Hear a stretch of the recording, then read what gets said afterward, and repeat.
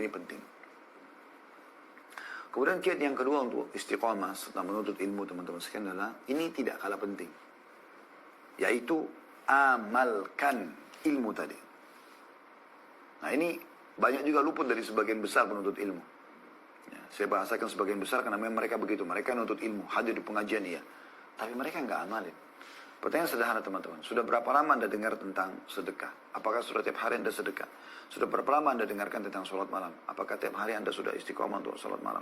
Berapa kali Anda dengarkan tentang bakti dengan orang tua, zikir pagi petang, keutamaan baca Quran, hafal Quran, keutamaan haji dan umrah, keutamaan ini dan itu. Sudah berapa kali Anda dengarkan dalam majelis? Berapa kali Anda dengarkan wahai kaum laki-laki dari khutbah Jumat?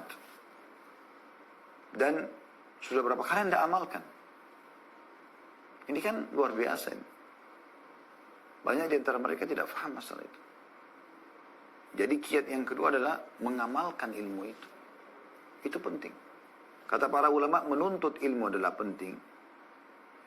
Dan mengamalkannya lebih penting daripada menuntutnya. Maksudnya setelah itu harus diamalkan. Ya. Dan Anda kalau mengamalkan ini teman-teman sekalian, Anda sudah amalkan, maka akan ada efek daripada perbuatan tersebut. Seperti Anda sudah kursus mobil atau kursus bahasa, kan manfaatnya kan sangat kecil kalau Anda tidak mengamalkannya. Tapi kalau Anda praktikkan kan jadi berkah ilmu itu. Ada manfaatnya. Dan yang luar biasa lagi pada saat Anda amalkan, maka secara otomatis, ya, kalau Anda amalkan ini, Anda amalkan buat diri, Anda juga ajarkan kepada orang. Itu maksud dalam mengamalkan ya. Seperti kata Nabi SAW, khairukum man ta'allama al-Qur'ana wa'allama. Orang yang paling baik yang terkenal adalah orang yang mempelajari Al-Quran lalu mengajarkannya. Nah ini pengamalan di sini. Dia belajar Quran, kemudian dia mengamalkannya. Ya. Dengan cara dia praktikin dan juga dia ajarkan kepada orang lain. Dan kalau kita ajarkan orang lain, ada pahala ekstra. Kata Nabi SAW dalam hadis riwayat Muslim, barang siapa menunjuk kepada satu kebaikan, maka dia akan mendapatkan pahala seperti orang yang mengerjakannya. Pernah ada seorang sahabat, ya, teman-teman sekalian, pada saat Nabi SAW mengatakan bersedekahlah, beginilah motivasi untuk sedekah. Pada saat Nabi SAW sebutkan itu, untuk bersedekah. Gitu kan. Terus saja Nabi SAW motivasi, sampai akhirnya ada satu sahabat berdiri, lagi di masjid nih, mereka lagi asyik dengerin ceramah Nabi SAW. Ada satu sahabat berdiri, kemudian dia keluarkan isi kantongnya, langsung dia letakkan di hadapan Nabi SAW, mengatakan, ya Rasulullah, ini untuk Allah dan Rasulnya. Melihat perbuatan tersebut, maka yang lainnya pada berbondong-bondong juga ikut bersedekah. Lalu kata Nabi SAW, barang siapa yang menunjukkan kepada satu kebaikan, maka dia akan mendapatkan pahala orang yang mengikutinya. Ya, karena dia tadi memulai orang ini, maka yang lain ikut, dia dapat pahala. Itu kan luar biasa. Dan ini terjadi pada orang-orang yang mengajarkan ilmu agama itu. Karena orang tadinya tidak faham, jadi faham karena dia, kan gitu. Juga dalam hadis Ibnu Majah kata Nabi SAW, barang siapa yang mengajarkan satu ilmu, maka dia mendapatkan pahala dari orang-orang yang mengamalkannya. Dengan tidak mengurangi sedikit pun pahala orang yang mengerjakan.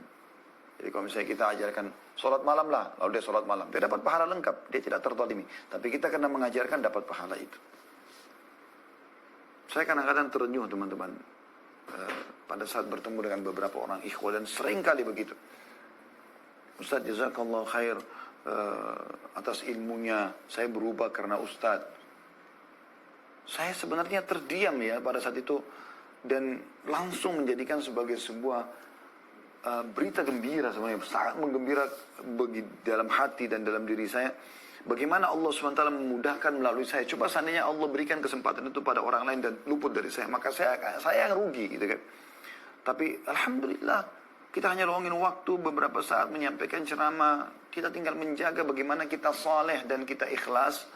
Insya Allah, kita jadi praktisi dan kita ikhlas. Maka insya Allah akan berefek teman-teman.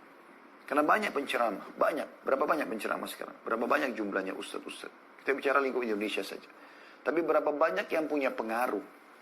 Karena saya lihat ada dua hal. Butuh keikhlasan teman-teman. Tidak berharap kecuali wajah Allah Subhanahu Wa Taala. Berharap pahala. Gitu kan. Dan yang kedua, kita juga praktisi. Kita harus soleh teman-teman sekalian. Kita harus praktek. Salat malam lah, ABC segala macamnya. Salat malam lah, sedekah lah, baktilah sama orang tua. Tapi dia sendiri tidak amalkan. Walaupun retorikanya bagus, tidak ada efeknya. nggak akan berefek. Yang berefek itu kalau Anda sendiri memang dasarnya ikhlas karena Allah SWT dan Anda praktisi. Memang Anda orang soleh dan soleha. Anda amalkan, subhanallah Anda sampaikan sederhana saya sudah cukup berbekas. Karena semua orang bicara masalah istiqomah, semua orang bicara masalah sholat malam, semua orang bicara tentang sholat duha. Tapi siapa yang penyampainya bisa berbekas pada orang? Tadi ikhlas dan juga dia seorang praktisi. Sebaliknya teman-teman sekalian, kalau Anda tidak mengamalkan ilmu itu, Anda lihat kemungkaran, Anda belajar, Anda tidak mengamalkan, maka itu bahaya. Kata Nabi SAW, Al-Quran itu bisa menjadi hujah untukmu atau terhadapmu. Maksudnya bisa menolongmu karena kau membacanya, menghafalnya, mengamalkannya, mempraktikkan. Dan juga bisa menjadi malah bahaya buat kamu karena kamu meninggalkannya. Belajar tapi nggak pernah dipraktikin. Atau tidak mau belajar sama sekali. Makanya harus hati-hati. Atau ada orang juga melanggar, dia mengajarkan sesuatu lalu kemudian dia sendiri melanggar. Kata Allah SWT dalam surah As-Saff, kabura maqtan indallah an taqulu ma la taf'alun. Bukan, maaf, ayatnya begini. Ya ayyuhalladzina amanu lima taquluna ma la taf'alun. Ya, atau potongan awal ayat adalah Allah mengatakan kabura maqtan indallah an taqulu ma la taf'alun. Hai orang beriman, kenapa kau mengucapkan apa yang tidak kau amalkan? Sungguh berat di sisi Allah SWT. Kalian mengucapkan tapi tidak mengamalkan. Yang ketiga teman-teman, kiatnya istiqomah. Ini tentu kalau mau dibahas per poin panjang ya.